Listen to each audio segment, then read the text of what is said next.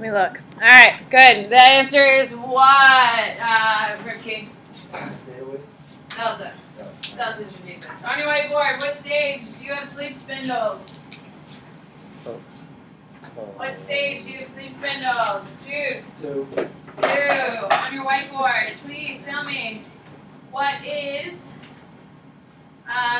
tell me what brainwaves are you emitting during REM?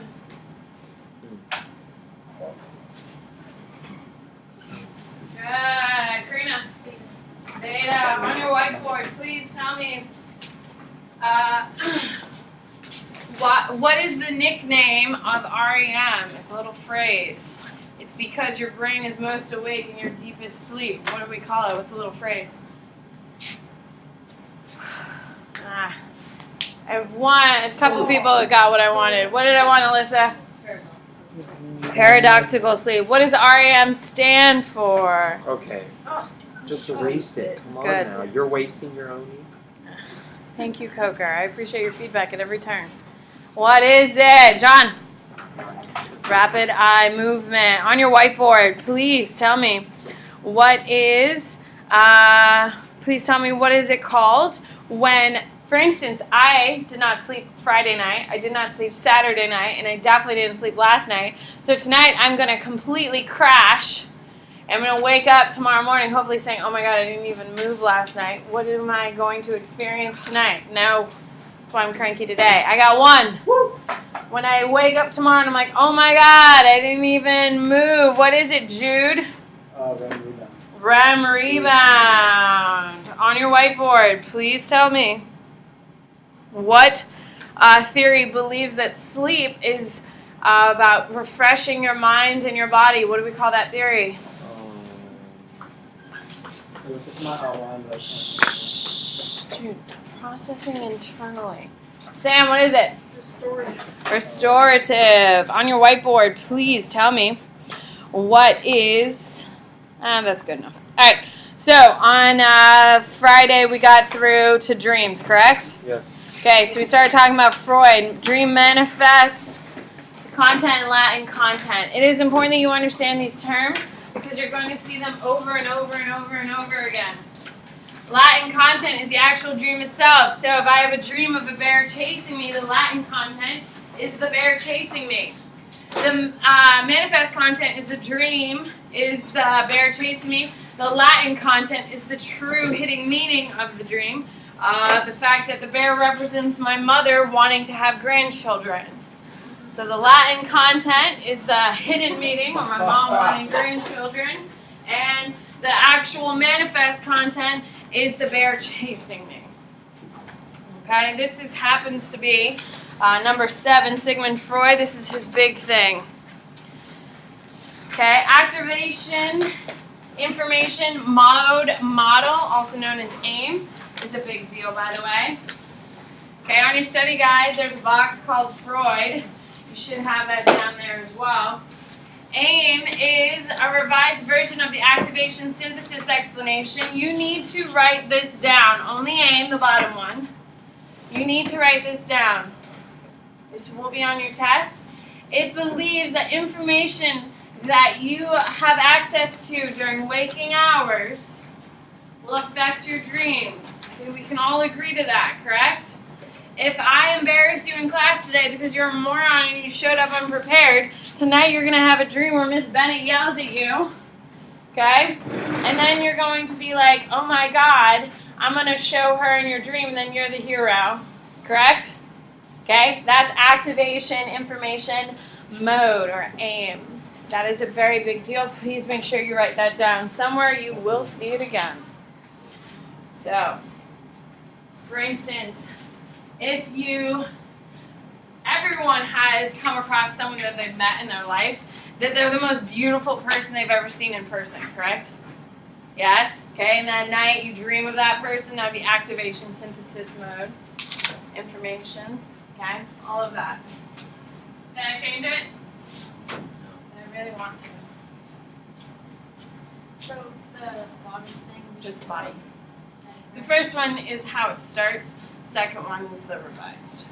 So I'm not trying to waste your time. on a piece of paper or something. I would use it, put it on your notes where we put your sleeping, your REM, where we do all your sleep cycles. Might as well have it all in the same place. Alright, you got 10 seconds and I'm changing it. 5. Take a picture of my dad.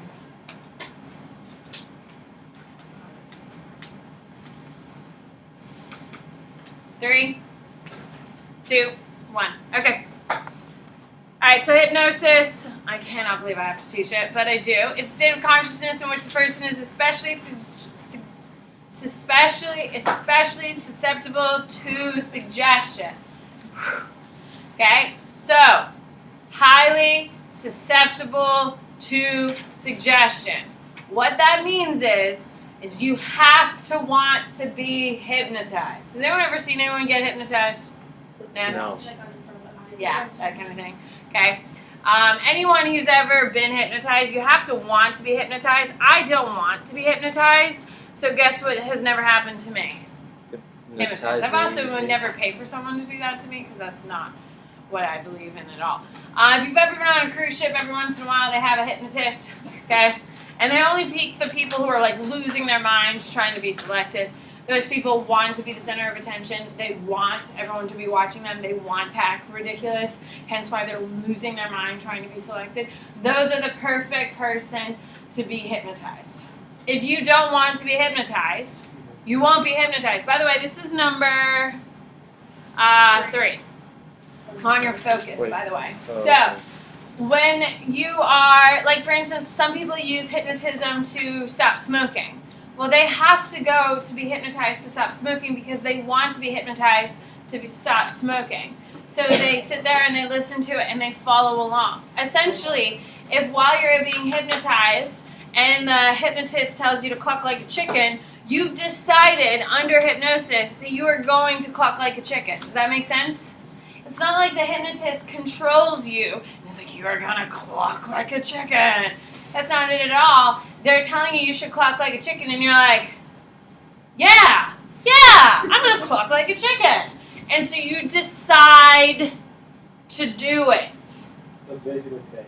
It's absolutely. It's essentially allows you to not care about social pressure, what other people think, and you just do whatever you're being told to or doing things you want to be told to that someone is suggesting to you. Does that make sense? Mm-hmm. Like naturally, Jude, I don't think you would cluck like a chicken on a Tuesday, would you? Depends on the day. Okay, so Wednesday's your cluck like a chicken day? Got it. Usually it's Thursdays. Oh, that makes a lot of sense. You want a picture of me? Fine. You always say hi to girls.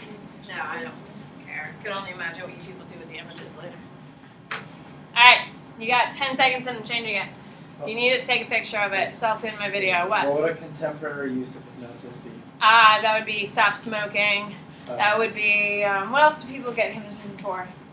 Stopping smoking is diet. Okay. Confidence boosting. Those are different types of things I would use. Alright, so here we go. Hypnotic susceptibility is the degree into which a person is a good hypnotic subject. I don't believe in it, so would I be a good person for hypnotic suggestibility? No. But if it's something like you're really interested in and you think it would be really cool to do, are you a good candidate or a bad candidate? Good. Good candidate. So, they have a whole little scale for it and stuff like that. Okay? It's all crap. Sorry. What? You don't need any of that. Just all fake. How? What? Suggestibility association. Okay, dissociation is this part right here. So, hypnosis as dissociation. What that means is, hypnosis is only in a person's immediate consciousness while the hidden observer remains aware of everything that's going on. What that means, in a simplified way, that you need to understand it now because you're going to need to understand dissociation later, is that essentially, if you get hypnotized, there's always going to be a part of your brain that kind of holds on to that hypnotism. So say, for instance, I hypnotized McKinnon. You're feeling very sleepy. When I clap my fingers, you'll fall asleep, and she falls asleep. From here on ever, for the rest of McKinnon's life, I can just say you're feeling very sleepy and immediately pull her back into her hypnosis. Just kind of sits there. Isn't that weird? It's called the hidden observer. That's not coaches. Like anytime they can say that word. There you go. Yep, that's a hidden observer. It's So it It's that never goes catchphrase. away? If you're susceptible to hypnotism. It's kinda scary. It is kind of scary, but like, If you have a stalker. you still are making the choice to do it.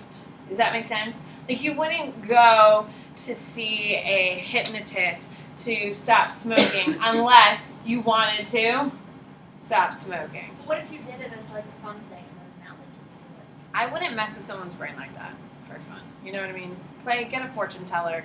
Like in that Do something like that crap. What's that movie? Yeah, read palms. Do like that crap. That movie Now You See Me, like the bald guy. do it. Oh, yeah. That like he snaps and like people like fall asleep. It's Isn't a there, like, movie. a- isn't Movie there, was like, the a- key word you there had was right a there, Miss second Motion. movie. Isn't there like a psychic, like on Dale Mayberry? There is, yeah. Alright, so you have the social cognitive theory of hypnosis. It believes that people who are hypnotized are not in an altered state, but are merely playing a role. I think you would agree this is the part I believe in. There's some people who have gotten hypnotized who really, really, really believe the experience they had, and that's great for them. I feel like if you are like, yes, I want to be on stage, and that guy's like, you're going to cluck like a chicken, and then you can easily say, that wasn't me. I would never cluck like a chicken. So you can act any way you want, and then you're not held accountable. Doesn't that sound wonderful? It does sound wonderful. You can do whatever the hell you want. And then say, oh my God, I was under hypnotism. Just like Office Space. A great movie if you've never seen it. All right. Well. So like the number 4 on the focus. Yes! Drugs! Drugs! Drugs! We got there. Sorry. I was really stressed. Last night I was like, oh my God, we gotta get to drugs quickly because drugs is a huge part of your test. So I'm excited we got through all this crap on hypnosis. So Go like, ahead, what Dan. would be like the 2 like usage, like historical usage and like contemporary use? Contemporary use is like, it's used for therapy. It's used for mind control historically. And like And then like historical would be like something. like mind control. Yeah. People used to use it like on their wives to try to make them make sandwiches better. I don't know. Mind control. Their wives. Just for making sandwiches. Just for making sandwiches. I don't know. What was like I couldn't think of like another more like hateful gender based thing to say. That's pretty offensive, don't you think? Making sandwiches. Alright, here we go. So, psychoactive drugs are drugs that alter thinking, perception, and memory. Okay, so anything that affects your thinking, perception, and memory, they're psychoactive drugs. When we talk about physical dependence, we have to talk about tolerance. More and more of a drug is needed to achieve the same effect. On your 21st birthday, when you have your first beer, you're going to drink it, you're going to start giggling, and you're going to get drunk off of one beer. On your 22nd birthday, it's only going to take 2 beers, not 1 beer to get you drunk, because you only really drink on holidays, you know. On your 30th birthday, it's going to require 4 beers to get you drunk. Okay, that's tolerance. Okay, if anyone here takes a lot of Advil, anyone? It's not a great thing. Don't do it if you don't have to. Unless specifically talk to your doctor about it. But if you take a lot of Advil, how many pills are you up to, Lauren? Do you take 2 or 3? 3. You take 3 or 4? Yeah. It's because you've taken so much Advil, the effects can't be felt until you add more to it. Okay, that's tolerance. It's easily seen in alcohol. You can also see it in coffee. If you drink really good coffee and you don't drink coffee a lot, you get the jitters and you're like, oh my God, oh my God, oh my God. But if you're like my husband who drinks like 2 gallons of coffee a day from Starbucks, it takes like 4 gallons of coffee to give him the shakes. Or no coffee, because it also causes him to shake. Withdrawal is what we were just talking about with if McCrae gets no coffee, he gets a shake, is the physical symptoms that can include nausea, pain, tremors, crankiness, and high blood pressure. So if your body is used to running on, say, alcohol, and you take the alcohol away, your brain, your body literally cannot function without it. It becomes dependent on it, and that's withdrawal. Okay? So when we talk about physical dependence, there's tolerance and there's withdrawal. Hangovers, which you'll experience the day after your 21st birthday for the first time. Oh, you think people in high school don't drink? That's fine. Yeah, absolutely they don't drink because this is my little world and I'm not going to have a conversation with a high schooler I mean, about it. personally, So I played my game and that's the rule in the life I'm going to live. Is that clear? Cool. So, when we talk about tolerance, okay, the more you drink, it requires more of it to get you drunk, if we're talking about alcohol. With withdrawal, that's what a hangover is.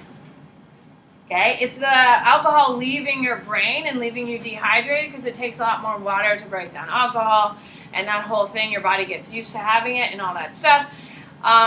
Alcoholics literally drink alcohol not to feel great. It's kind of like a byproduct, but to stop the pain, stop the withdrawal symptoms. The worst thing, if you go to like prisons and stuff, you're going to see a ton of people going through withdrawal of all different types of drugs.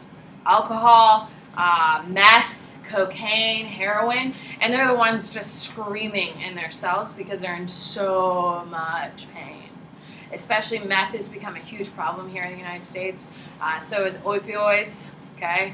All of those. And if you go to any local prison, any state penitentiary, or any of that stuff, all you're going to hear is people screaming. And the reason is it's just the withdrawals. Like your brain becomes fundamentally dependent on them. So psychological dependence is that feeling a drug needing to continue to feel emotionally or psychological well-being. After your 21st birthday, when you go into a social setting and you're completely uncomfortable, you'll be like, oh my God, I need a drink. Like I cannot, like for me, I am well over the age of 21.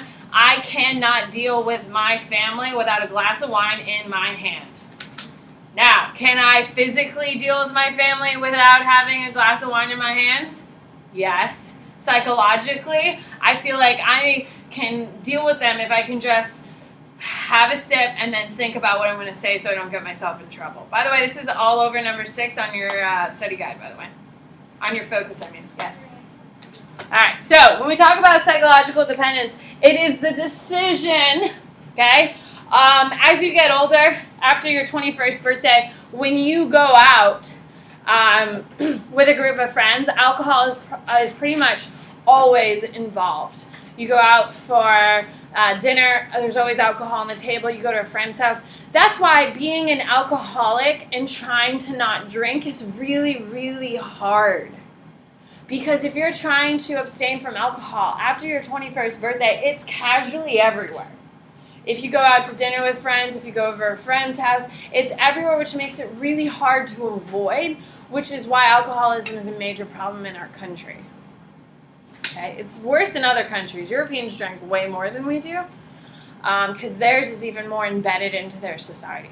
I mean, in England, you can start drinking at 16, can't you, if you're a resident? 18 if you are a guest. If you're from the United States, you can be 18. I think 16 you can drink if you're born and raised. What country? England. Oh. There's some countries that Is it as like soon as you Ireland? can see over the bar, you can drink in Ireland, I think. Yeah. As soon as you can stand there and look at the bartender and say, beer me, I'm pretty sure they'll deliver. But, yeah. So the more you drink, the more tolerance you have. The more you drink, when you stop drinking, the hangover is going to be more severe, and that would be the withdrawals. Okay? All right. So stimulants. Okay, stimulants are drugs that increase the functioning of the nervous system. Stimulants make your brain think faster, makes your body respond faster. The most famous examples are going to be amphetamines, amphetamines, okay, when you get amped up. They're made and they're found in nature. By the way, if you're looking at your study guide, your focus, this is number what? 5. Okay? So amphetamines are drugs that work. Cocaine is the most common one. Okay, what? Can this also be like a PED? What the hell is a PED? Performance enhancing Yes, drug? that's a stimulant, yeah. Okay, so cocaine is probably the most common one that you've heard of. Okay, we've all seen Chappelle's Show, have we not? Cocaine is a hell of a drug. No, it just makes you like out of your mind. Okay? When we talk about stimulants, we're also talking about nicotine and caffeine. All of you have had a caffeine high before, correct? Like your brain is just like going so fast. Like you drank too much coffee. And your brain is just like, oh my God. And you like can't keep anything in your head because your brain's just going too damn fast. Kind of. You've never overdrank coffee before? You don't drink? You've never had a cup of coffee? I have. like that. I've tried. Well, then drink 2 cups of coffee and you'll get a caffeine. I like What do the you got? one. Can you go back to the last slide so I can take a picture Of course, my darling. So, amphetamines, cocaine. On your study guide, do we have an amphetamines or stimulants? In your stimulants for your application, I would write amphetamine, cocaine, okay, nicotine, caffeine. I would just list out the drugs. Is that clear? Okay. So, leave room because we're going to add some information here in a few minutes. So, nicotine, that's why people love tobacco. It gives them that little burst of a high. Every time you take a drag off a cigarette, it gives you a little high, like, and that's why people slowly release the nicotine, because as soon as you blow out the smoke, the high disappears. And then you take another puff of the cigarette, it gives you a little high, and then slowly draw out the smoke, and then your high kind of decreases. That's why people who are like really, really stressed smoke really, really fast, because it keeps that high more concentrated. Okay? The bigger problem with nicotine is people are getting addicted to the nicotine patches. Yeah. Yeah, people wear nicotine patches. People don't want to smoke anymore because we all know the side effects of smoking and the cancer and all that stuff. They vape, which God knows what the hell that does to you. There's no way inhaling anything into your lungs is good at any time, by the way. So people are wearing nicotine patches. And they're wearing them and using them all the time. Okay, caffeine is probably the most common drug. Depressants is your next category. Depressants are drugs that decrease or slow you down. So stimulants jack up your brain rate, jack up your respiration, jack up everything in your body. Depressants slow you down and slow down your functioning. This is 5, Mia. The first category is stimulants. The second one is depressants. Join us here. So with depressants, you have barbiturates, which are drugs that have a sedative effect. In the movie Wolf of Wall Street, they use Quaaludes, correct? Have we all seen Wolf of Wall Street? Yes.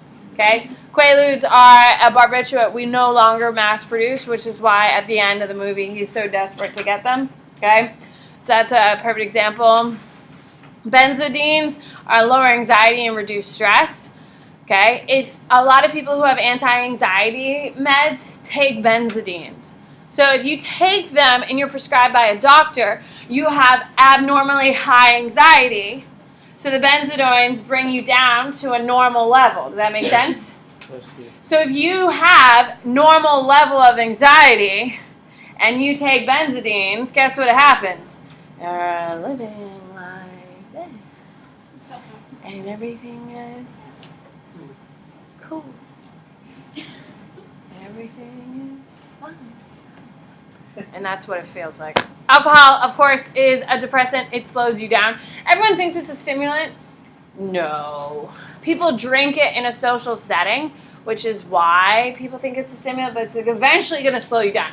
We've all seen photos of drunk people and photos of drunk people, we've seen videos of drunk people. Do they seem like they're really going out there and getting things done? No, eventually they're going to crash, and that's what alcohol does. Wait, can you go back so I can take a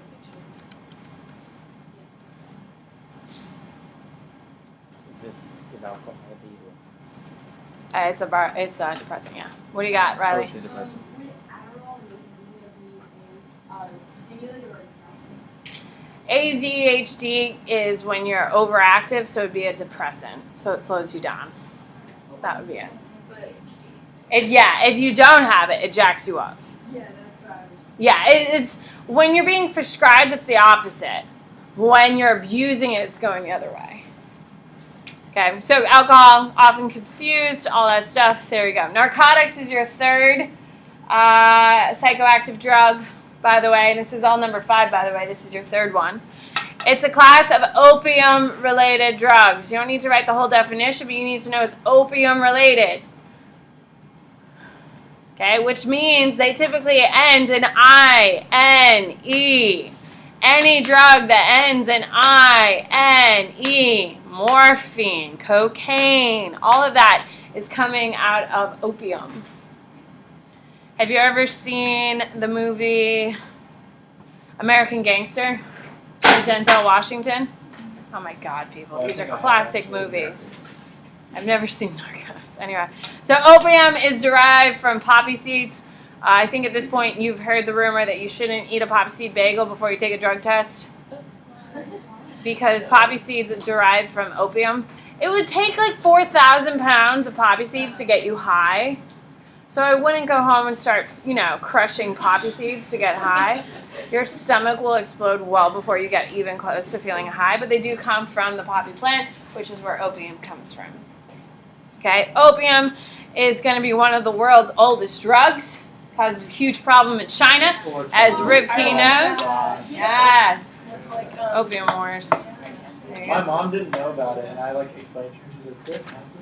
I was like, "Yeah, mom." The British just wanted the Chinese hot to Sure. take over.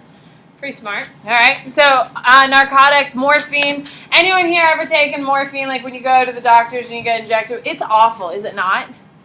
Oh my God. So I had to go to the emergency room. I think 4 years ago at this time, and they inject me with morphine because I was in so much pain. And McCrae was horrified. He was white. He was so nervous because I'm fussy, but I don't really say I have to go to the hospital. So he thought I was dying, which it felt like I was dying, to be quite honest. So anyway, I got the morphine, and he's like, it would have been the funniest day of my life seeing you that high and just tripping on morphine. He's like, but I was so afraid you were going to die. It really ruined the fun. So on Friday, my cat Donut had to be rushed to the emergency room. She's fine. She has arthritis in her knee. So McCrae saw that she couldn't walk, so he started freaking out, thinking she was on death's door. So we spent $400 on the cat, on a cat, because we have two of them, on Friday. And so at the vet's office, they injected her with cat morphine, and my cat was tripping balls the whole night. We now have little injections at home, and before I came to school today, my cat was also tripping on cat morphine. And what it does, and Jacqueline, I think you would, if you had morphine as well, you just have no sense of reality. You're just whoa. I just kept telling McCrae he was so pretty. You are so pretty. And he was just you were not making sense. And then all you would do is tell me I'm pretty. And then ask everyone if they thought I was that pretty. And he's like, you got 50 people to weigh in on the discussion. And he's like, I wanted to kill you because I was so embarrassed. But it was so funny. And how, he was just but the next day, coming off that morphine high, I was so violently sick coming off. Were you? If I go to the hospital, I'm dying, I'm going to say, you're either going to inject me with so much morphine, I'm definitely dead, or I want none of it, because I was so violently sick. I had a headache for 3 days from it, and that's just the withdrawal of it having out of your system. It was awful. Would you agree? It was terrible, but high as a kite. Oh my God, it was terrible. Heroin is also a narcotic. Okay, it's opium. It's extremely addictive. Okay, it's one of the most addictive drugs. Heroin is becoming a very big problem.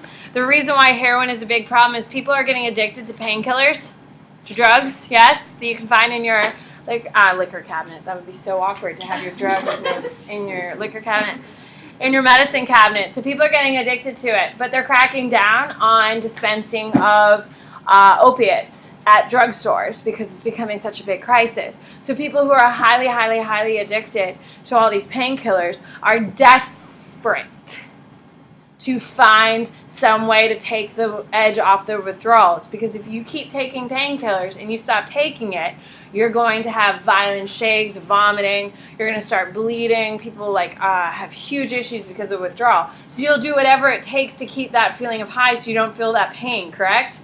So that's why they're going to heroin. Heroin, you don't really come back from, ladies and Yeah, gentlemen. it isn't they just want to get more with it. When you take drugs, okay, so when you take drugs like heroin, and I'm going to be as honest as I possibly can.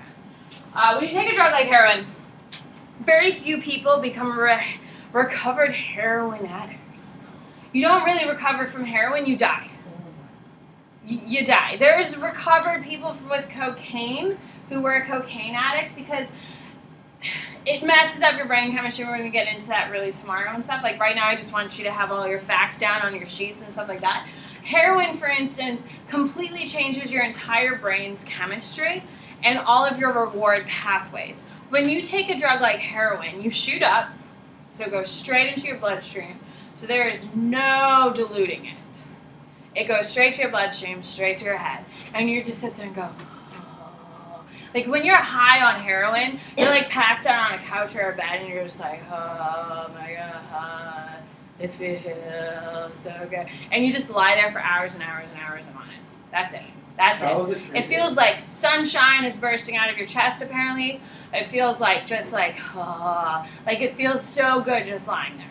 Okay? What happens is that your brain chemistry is obviously changed. With the insert of all of these drugs, it increases your tolerance for those types of things. So once you come down off your high of heroin, okay, you're immediately going into severe withdrawal things. Okay? You will never feel happiness again because the standard of happiness is the happiness of heroin. Because now, if your expectation, like, you know I love to laugh. Right? At this point, you found out that I will laugh at corny jokes and funny jokes. If you make fun of me, I will also laugh as long as it's witty. Okay? So my standard of happy and humor is very low. I mean, Rip Key usually makes me laugh on a normal basis, just not today. So very low, clearly. Okay? On heroin, it gets up to such an absorbent high level that will never be met naturally.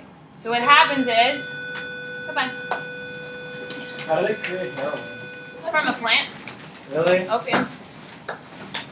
Goodbye.